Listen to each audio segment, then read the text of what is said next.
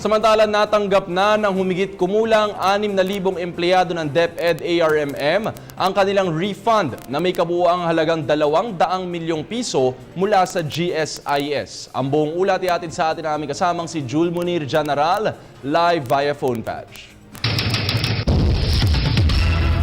Magandang hapon sa inyo diyan sa News Center.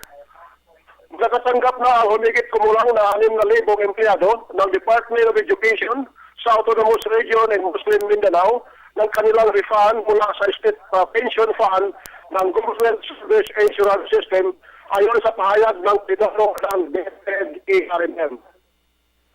Ayon kay Ato Kulayan, ang kasalukuyan sekretary ng DepEd ARMM na mahigit na 200 million pesos ang matanggap ng mga empleyado na karamihan sa kanila ay mga guro at ito ay mapupunta sa kanilang mga e-card.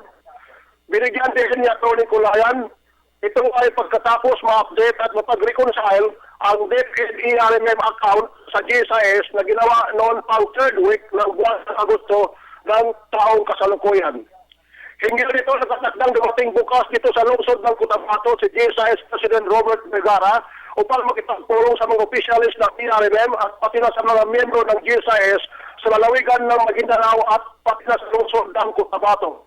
Samantala, sinabi naman ni Lourdes Dorade, ang GSIS Vice President for Housing and Insurance Group, sa isang email pinagdata kay Secretary Kulayan na niya na ang 26,000 miyembro ng ARMM na nasakupan ng isang memorandum of agreement ay natapos na ang reconciliation ng kanilang mga account nitong first week ng Nobyembre.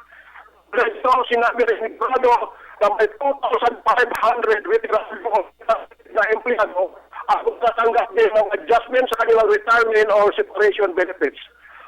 Para sa television ng bayan, mula sa PTV News Bureau, ang G. Monel General na Guulat.